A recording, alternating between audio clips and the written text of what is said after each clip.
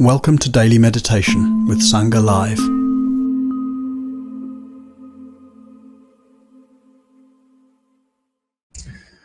So welcome everybody to our day 5 of Daily Meditations with Sangha Live. As I just mentioned, I'm really happy to be here, always happy to be here with the Sangha Live community. And as I'd been mentioning daily, that the general theme of the month that I was asked to explore is interconnectedness. This week's theme that I chose was Dharma practice in a polarized world. And I chose that basically because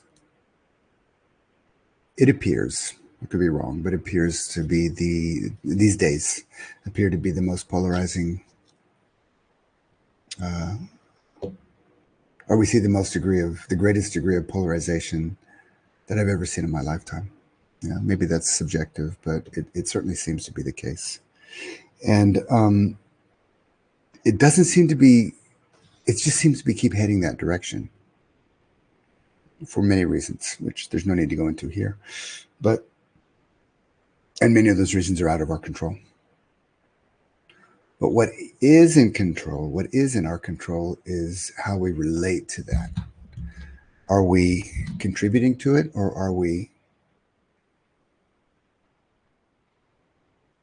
working with it for change? Or as Martin Luther King Jr. famously said, are we moving towards conflict, or are we moving towards community? Are we moving towards conflict, or are we moving towards community? Because the choice is ours. A dear friend, mentor, inspiration, Dharma teacher named Diane Musho Hamilton Roshi. She's a Zen Roshi. She's also a professional mediator, and perhaps the best mediator I've ever experienced. She said something once that stuck with me, and I turned it into one of my go-to quotes. And she says that a Dharma that includes conflict is just a better Dharma. A Dharma that includes conflict is just a better Dharma. Diane's a scrapper. She likes to scrap, but always good fights, always in a good way. And always, and she has this other saying, she says, whenever she gets into like a challenging moment, like in mediation conflict, says, no, we're keeping the other in our heart cave. They're in. We're interconnected while we explore this conflict, while we stumble through this conflict, while we struggle with this conflict. We keep them in the art cave for the purpose of resolution. Now, she does that in her professional life. It so happens that I also do that in my professional life. As a professional mediator, she does that in her professional life. It also so happens I do that in my other profession, which is an Aikido teacher. This is the basic function of Aikido. It is conflict resolution embodied, relational conflict resolution embodied. And that's why I connected with Diane so deeply. Well, there's many reasons, but that's one of the reasons I connected with her so deeply. Because I also recognize, and maybe you'll recognize, that a Dharma that includes conflict is just a better Dharma. It's just a better Dharma. It's important to say this because it is not uncommon. It is not uncommon that in our Dharma communities there is a tendency towards being conflict averse.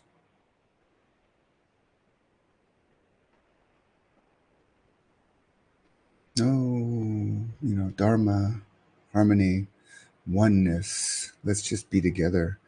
Shanti, Shanti, Kumbaya. I mean, I'm a little bit joking there, but Shanti, Shanti is good. Kumbaya is good too. It's good. Dharma helps us to connect with others at the level of oneness. There's a deep sameness in our Dharma practice that we just look around and it's like, oh my God, we co-regulate to such a deep level that all of our cracks and frays and kinks in our nervous system become nourished, nurtured, massaged, repaired, and recover. Of course, this is one of the reasons we come to Sangha. It is a refuge for that. And yesterday we were talking about shadow, or actually we were talking about spiritual bypass. If a shadow comes in with that, like there's a preference towards harmony over conflict, there's a preference towards sukha over dukkha, sukha being pleasure, dukkha being pleasantness and unpleasantness. If there's a preference, of course we it's nice, it's more than nice, it's wonderful. But in our Dharma practice, if we have a preference towards that, we're going to create a shadow. And we may even get to the point, that shadow may even take us to the point where we cannot tolerate conflict. That being said, there are some conflicts in the world we shouldn't tolerate, of course.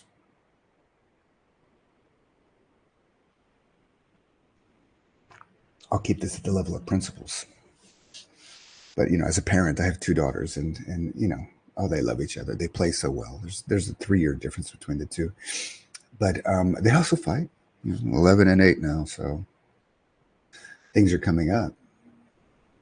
And sometimes I step in. It's like, no, guys, come on.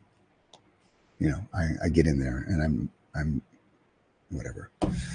Either I coach them into coming back together, or I just stop it because they shouldn't be tolerated.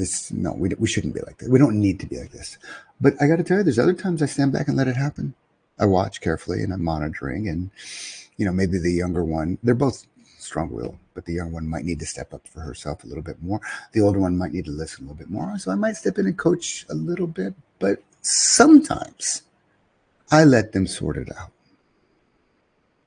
Now they're children, so they don't have the best skills for sorting it. And that's where I step in. I help them get these skills, to the best of my ability. But it's normal. I had brother and sisters growing up. It's normal that we have these conflicts, and it's normal, and it's all in the heart cave. My children, they love each other completely. There's no question, even if they're arguing or fighting. I love my brother and sisters completely, even if we didn't get along at times. It's all in the heart cave. So if we look at this from a Dharma perspective, it's important that we let conflict be included in our Dharma practice. Why? Because conflict exists. If I kind of paraphrase the Buddha, the truth of conflict, dukkha secca is the truth of dukkha.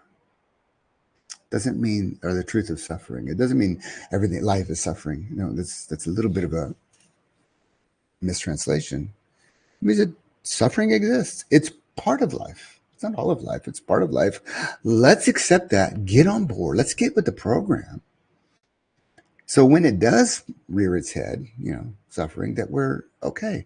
My basic attitude is not to turn away from it, but to accept it. My basic attitude with conflict is not to turn away. No, I can tell you my basic instinct when there's conflict arising is to turn away from it. Okay. Center, ground, open, allow, connect. All right, what's going on here? And then we, hopefully work it out. This is the difference between a positive sum conflict and a zero sum conflict. 100% of the, I don't know if that's good to say, but probably 100% of the conflicts, or let's say perhaps the majority of the conflicts that we see in the world today are zero sum. Zero sum meaning that we're going to have this conflict or fight or even war until the other one's defeated. Zero sum means that there's 100%, 2 people fighting over that 100%, 2 truths trying to occupy the same place at the same time, and they can't. Oh my God. Oh, look at that. Feel that tension. Feel the pain in that. Instincts take over, bells and whistles, all of the, fight, flight, freeze comes in and survival, and grr, they go at it, and one person wins at the expense of the other. One person's satisfaction is at the expense of another's dissatisfaction. That's the story of humanity. But it's not the only story of humanity. There is also a positive sum conflict where we enter into conflict for the right reasons. We fight the good fight in a dharma sense, fight the good fight, not in a my team fight the good fight, but in a dharma sense, we fight the good fight until, with the purpose of coming to resolution, we might need to agree to disagree. Yeah, but that's still zero sum. Agree to disagree is definitely a better strategy than zero sum. But when we agree to disagree, I take my truth and come over here. You take your truth and go over there. We create a boundary. We respect that boundary, but we're still not we're not resolved into a greater wholeness. It still equals 100%, 50 over here, 50 over there. A positive sum conflict is when I enter with my truth, you enter with your truth, and then we deeply listen to each other. We enter waving our flag or whatever, advocating for our truth. We deeply listen to each other. Sometimes I might let go of certain things, and sometimes the other might let go of certain things. We deeply listen to each other. And what happens is we come to a deeper understanding where the conflict becomes resolved in a way that it organizes in a greater understanding, where I didn't sacrifice any of my truth. The other didn't sacrifice any of their truth. And we have come together. We have healed the split of polarization and evolved into a greater understanding, a greater truth. Sam Harris, he's a bit of a public intellectual, but he's also a Dharma teacher. Waking Up, wonderful app. I think his podcast is called Making Sense, wonderful podcast. Anyway, Sam says that what did he say? The evolution of human civilization. In other words, our civilization has evolved. We look back, to over 10,000 years. We see how we kind of evolved in greater and greater ways. We organize in tribes, and now we organize in bands, and we organize in whatever, villages and towns and whatever. We have evolved. We've come a long way as human beings. We're still doing horribly in many ways, but we've come a long way. The pace of human civilization is nothing more than a series of successful conversations. A series of successful conversations. Look how many unsuccessful conversations. Look how many unsuccessful relations there have been in history, and there are even happening today. If our Dharma practice has any benefit in the world, it has to be applied to this, that we can come together in a greater way, resolving conflict, not contributing to polarization, but resolving polarization, resolving conflict in the world. In our personal relations, it also needs to be applied. In fact, it's maybe even the most important place to apply it. For some of you that have been maybe follow me, that I teach this thing called the Aikido koan. Aikido being a positive sum martial art principle based on the principle of positive sum. How do we get a positive sum? Well, we enter in. Hello, conflict. We don't go looking for it. It just comes to our life. Hello.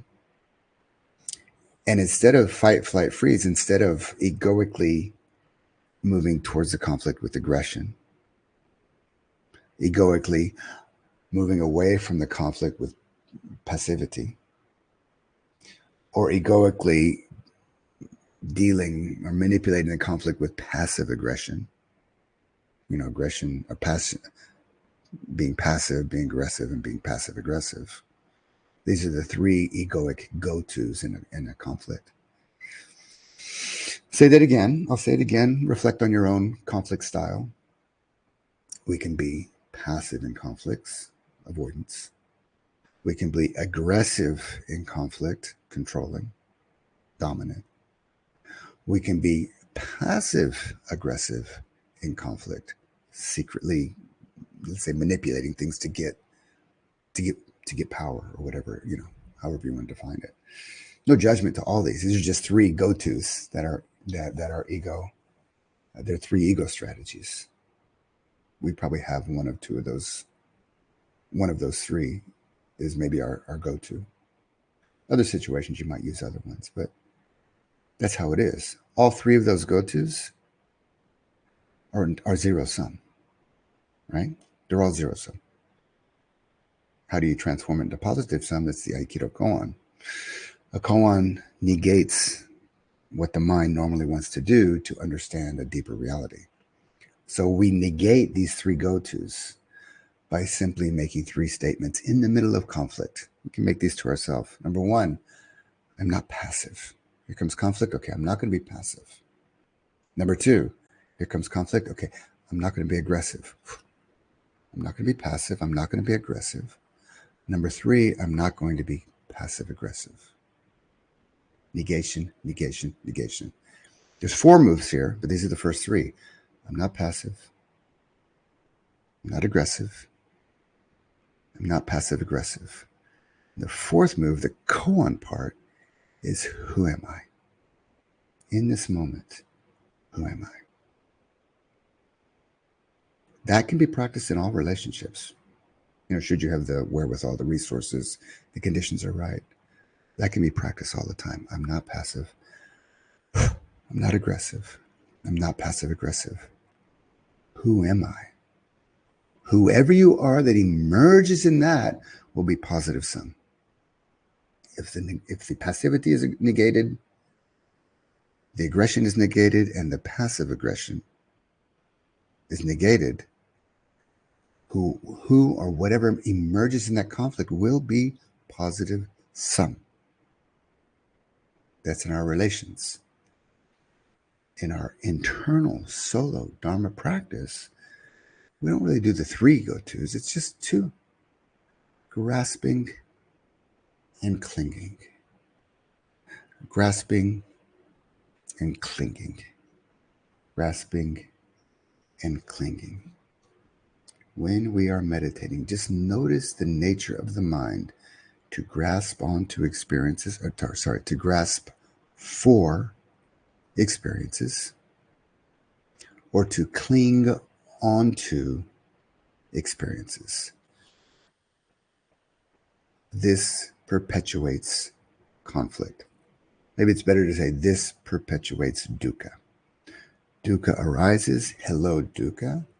I might be grasping for more positive experiences, or I might be clinging on to a positive experience that was here and seems to be slipping through my fingers. Oh my God.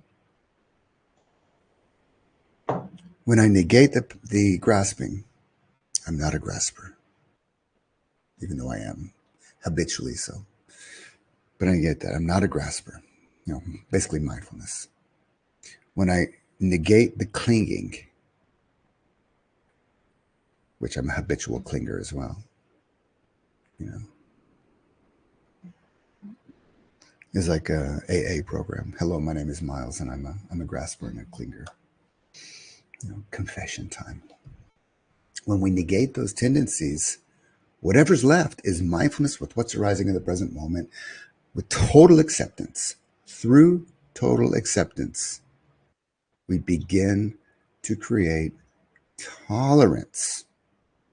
And our practice is a series of growing pains that we learn, that we need to learn, that we definitely do learn how to tolerate in greater and greater ways. When I can tolerate dukkha in me, it gives me a huge resource to tolerate dukkha in the world.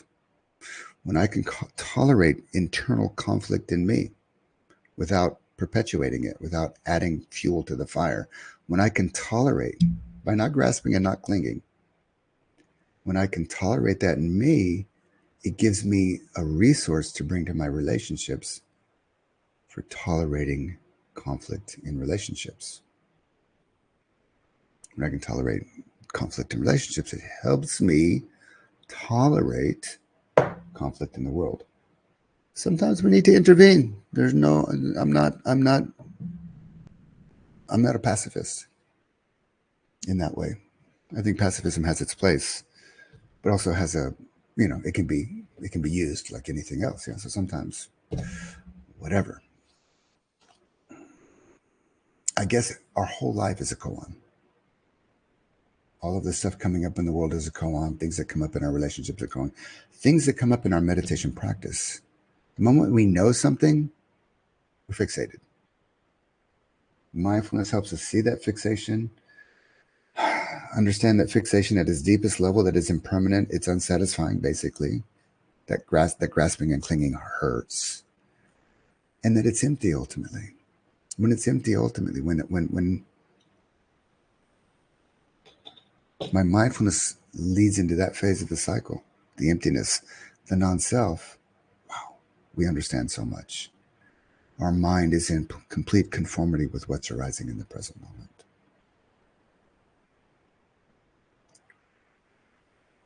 A dharma that includes conflict is just a better dharma. We're not looking for conflict. We're not seeking conflict. We're not creating conflict. Maybe we do all that stuff, but that's not the point. That just perpetuates conflict. Dukkha satya, dukkha, suffering exists in life. It exists. Comes and it goes. It exists and it comes back. Always comes back. Conflict satya. It's the truth of conflict. Put a boundary around something. Sooner or later, it's going to rub against another boundary and there's going to be conflict. That's a fact of life. When those boundaries heal and resolve into a greater whole, it's a wonderful experience. So let's let our Dharma practice contribute to that. Okay? Shall we meditate?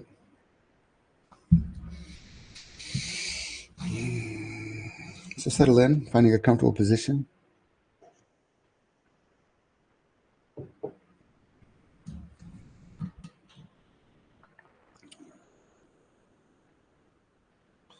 Take a moment and turn in, being mindful of the body, and notice any tension, stress, dukkha.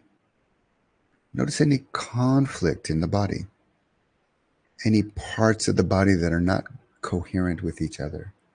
My lower back, so part of me is separated from that. It's like, okay, first and foremost, we accept that stress, we accept that tension, we accept the separation. First and foremost.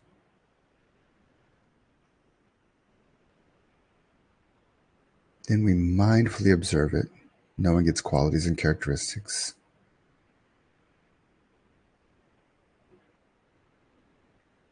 And we mindfully observe what happens. Is it changing? Is it becoming more intense? Is it staying the same? Is it becoming less intense? Whatever arises in the course of our practice is our path. Harmony, equanimity, mindfulness, concentration, joy, tranquility, and calm, when these arise, frankly, it's easy to be and be with those things because there's an effortlessness that comes along with those. But when there's tension, or my breath feels restricted, or my knees hurt, or my back hurts, or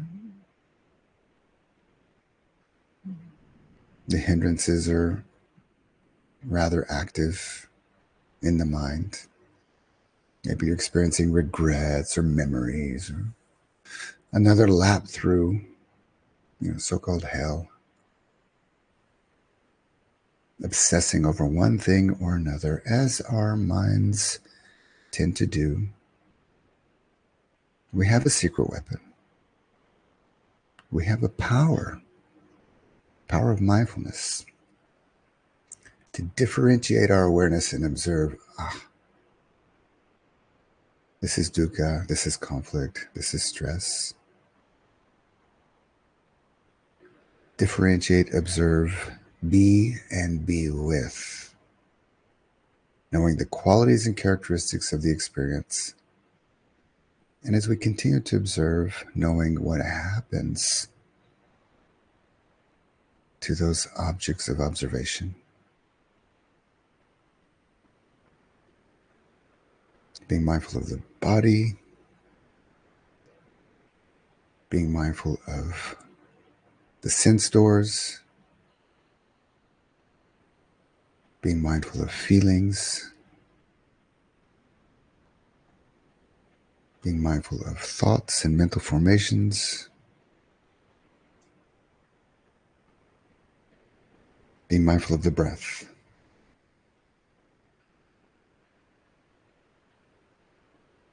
Knowing the qualities and characteristics of the breath.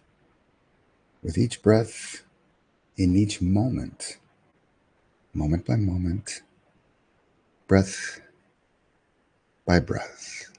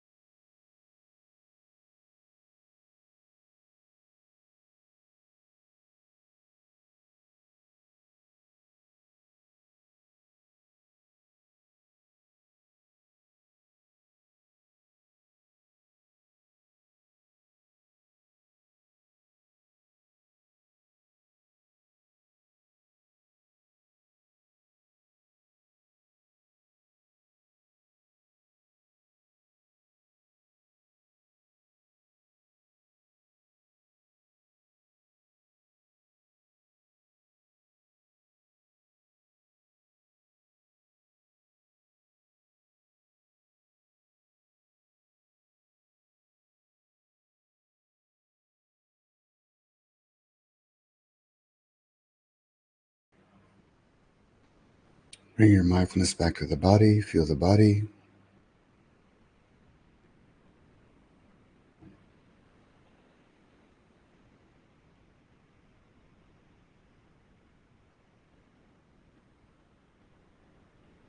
Bring your mindfulness back to the breath. Feel the breath.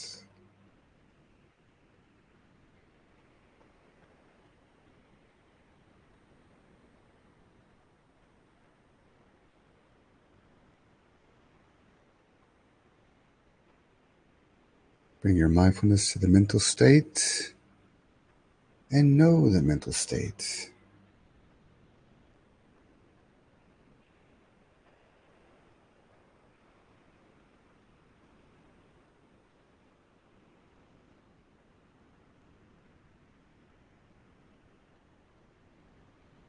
Feeling the space on the inside.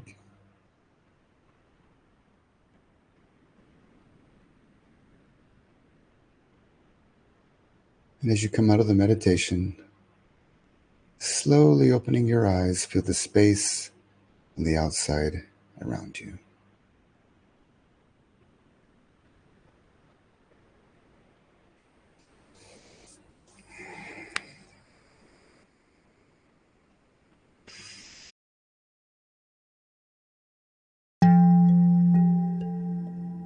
Today's podcast is an offering to you from our archive of freely available live daily classes. We make wisdom teachings and meditations as freely available as possible to as many people as wish to practice. You can help ensure we can continue to support a worldwide Sangha by leaving a review wherever you get your podcasts, by sharing this with someone who'd be interested, and by offering a small financial support at sangha.live/donate.